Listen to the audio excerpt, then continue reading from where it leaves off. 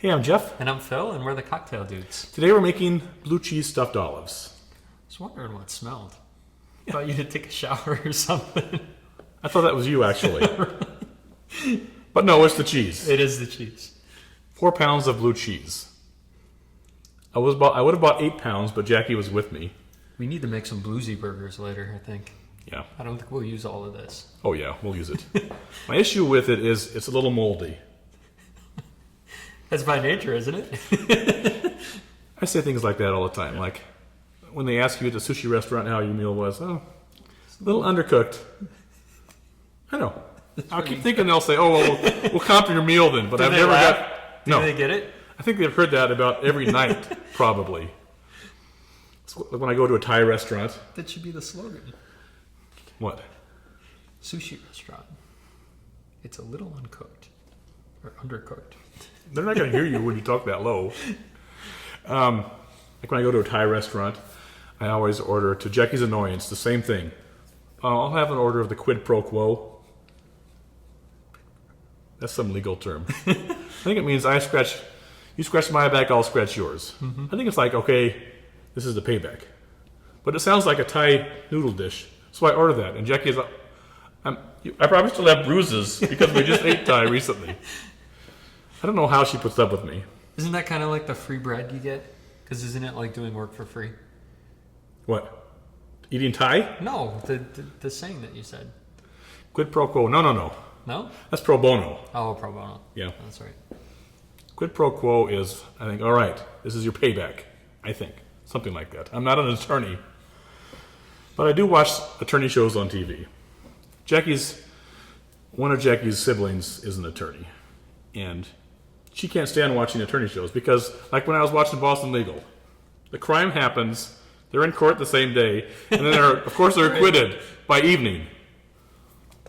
I don't think it really happens that way in real life. If only it worked that fast. No. The lawyers have to drag it out because they charge by the hour, right? Mm-hmm. They would not make any money if everything happened in one day. Yeah, that's true. We love blue cheese stuffed olives, and we put them in our martinis mainly. Jackie just eats them right out of the refrigerator. But when you can buy blue cheese stuffed olives, either at the deli section of your grocery store, oftentimes they'll have them, or you can buy them in a jar. But they're kind of expensive, and we make a lot of them, so we make our own with this little tool here. Swissmar is the company. Costs about $12. It looks like a tree fine. You know what a tree fine is? This is what, like, if they need to, like, get into your skull to get a brain.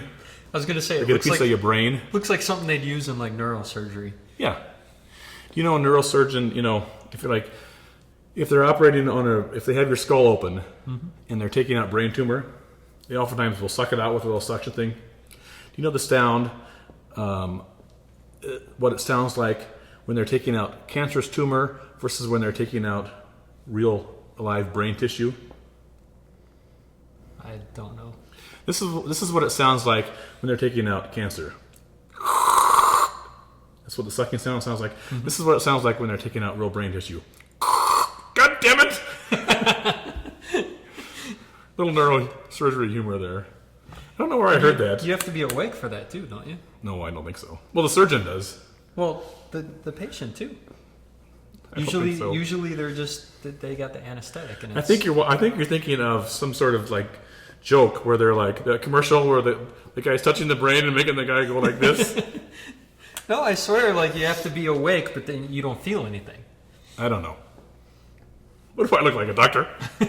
Okay, so this little handy device will get the blue cheese out of the blue cheese loaf and into the olive. Voila. All right? So let's just do it. I feel like I'm operating now on the brain. Yes? Right? Question? Well, also, it's hard to find, and sometimes more expensive to find the olives pitted without being stuffed with pimentos. Yeah. So. Right. So you have to, sometimes you find them. I mean, you can find the canned olives pitted but not stuffed, but the canned ones don't taste good. They're not as good. So what you have to do is buy the pimento stuffed ones, which are cheapest, pull out the pimentos, and then we'll stuff it with blue cheese. Good point. I was talking about the tree fine. The tree fine is when they need to get through your bone, like that. Like if they're doing, usually sucking out bone marrow, I guess. Right. I don't know why it was called that. Like Maybe a it was originally biopsy. used in a tree. Yeah, like a biopsy. Yeah. All right. So we're going to take a biopsy. Anyway, eventually we're going to. You don't want real crumbly blue cheese. Right? This is a Maytag blue, and it's a little more firm. Crumbly one is not going to work. Yeah. All right. So we'll just put it down and then rotate it. All right. And then pull it out. And into the olive. And then you push this in like a surgeon.